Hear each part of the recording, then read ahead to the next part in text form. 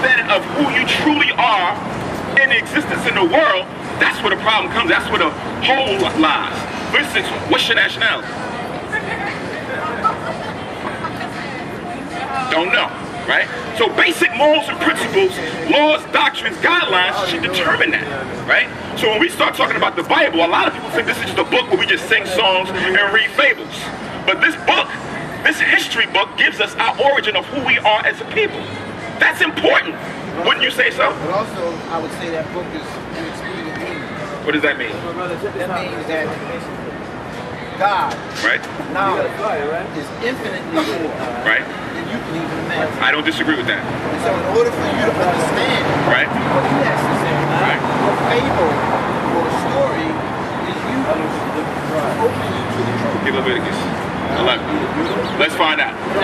Drop Rome. That would be called an expedient way of doing that. Okay, so we got to have fables for us to learn, right? Let's find out. Let's get Leviticus, the 11th chapter. Give me the 3rd verse, I believe. Something very simple. Right? I think Leviticus 11 and 3. Right, give me 4. Leviticus chapter 11 verse 4. Nevertheless, these shall ye not eat of them that chew the cud, or of them that divided the hoof as the camel, because he cheweth the cud, but divided not the hoof, he is unclean unto you. So this is something that's direct. It's not a fable. The Lord said, of all the animals that I created, this one, or these ones, shall you not eat. Very simple, right? Camels, right? Rabbits, conies, pig, huh? The reason why he's telling you that is because it's unhealthy. Exactly. Right? But it's not telling you really in depth what's unhealthy about it. Right? It's not telling you what's unhealthy? I'm saying, what I'm saying, see, Buddhism, what we say of Buddha, right, is that his knowledge, okay, his wisdom, right, his capacity to understand, right, and communicate, right, is far greater than ours. We don't disagree. It tells us that in the scripture. We can't even imagine it.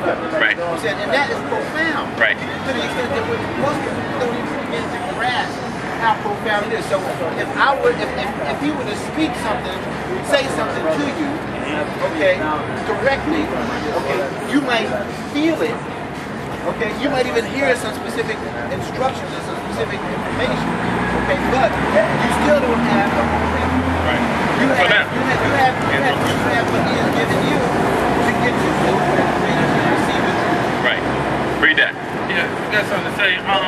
John chapter 8 verse 32, and it says, and ye shall know the truth, and the truth shall make you free. When he asked you your nationality, you said that you didn't know. And because you don't know your nationality, how can Buddha teach you to be free and you don't even know who you are? So therefore, I guess Buddhism has really made you in bondage because you don't know your nationality. Right, now let me take it a step further to what he was saying before you make your comment, right? What we sometimes focus on, Christ speaks about us straining at a gnat, right? We strain and stumble and look at certain things that really don't have any value to us. It's not important. The things that are important, we just gloss over. Like, if the Lord said, don't eat camels, right? That's it. That's like a parent to a child. Don't go in that room. But mommy, I want to go. How come I can't go in that room? You know what the parent says? Because I said so. Right? They want to teach you, and they want to share with you the truth, without taking into consideration where you are. See, Buddhists believe there's 10 worlds, 10 factors that we live in. Hunger, animality, okay, voice awakening, voice bearing, human, okay, heavenly beings, okay, and in these different levels, okay, each have all of them in it, all 10 are in all of them. So there's 100 of them. And then there's the 10 factors of life. Your nature, your appearance, right? Your latent effects, manifest effects, consistency, and all these things once you get in there and exist. In all these 10 worlds, times the 10 worlds, each 10 worlds, times the 3 realms, the future, present, and past, give you 3,000 realms. Right. Each person lives in that realm at any particular moment in life. It could be in any one of those places. So when you talk to somebody, anywhere, everything.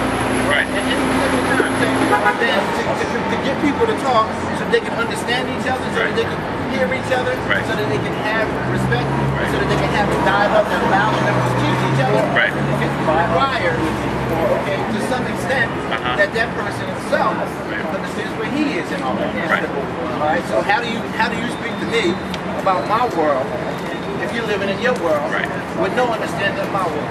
Now let me answer that. I was once in your world. You were never in my world. Hold on. You were in the world. Hold on. I didn't give you say my world. Let me finish.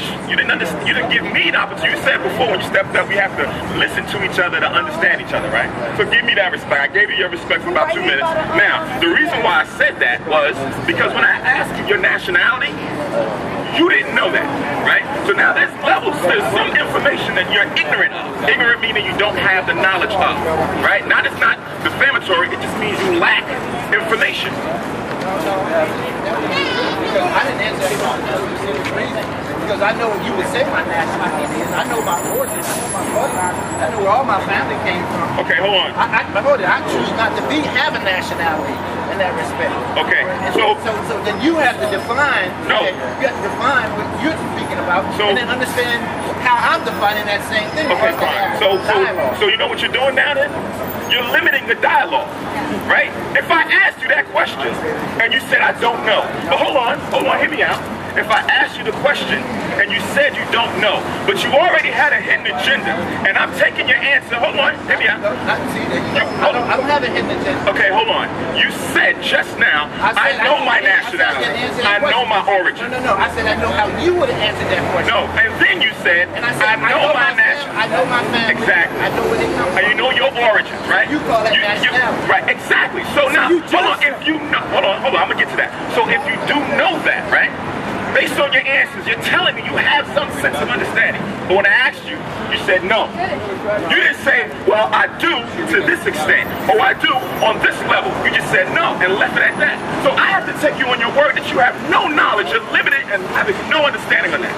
But if we're going to dialogue, right, you got to be honest and come and say, brother, well, you may say Israelite, or you may say tribe of Judah or whatever, but this is what I say. So that I can understand you. So that I can step into your world, right? This conversation started out with a hidden agenda. What do you mean it's a hidden agenda? There's nothing hidden. No, because he wasn't answering and talking with me. When I couldn't answer his question, he kept going back to this.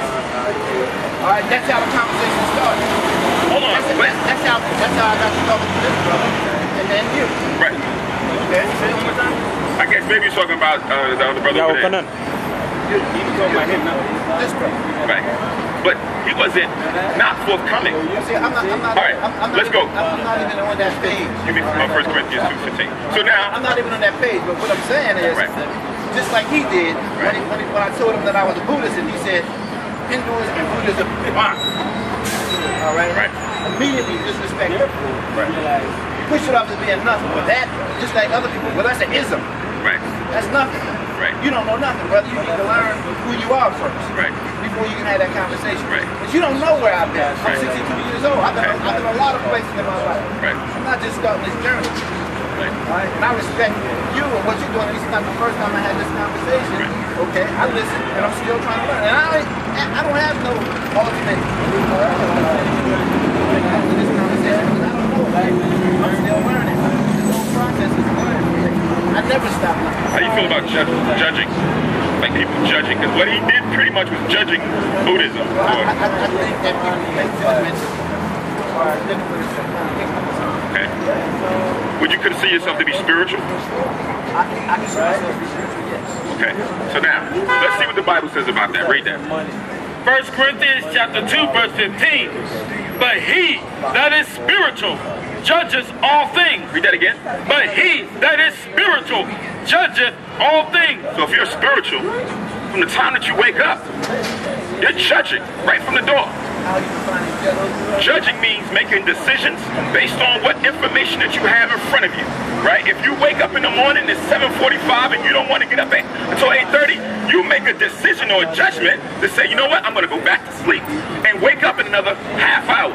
Or if you're walking down the block and you see a whole bunch of brothers out there with guns grabbing on people, you're going to make a decision or a judgment to say, this is not the way that I should go. I need to turn around and go the other way or make a beeline course so that I can avoid that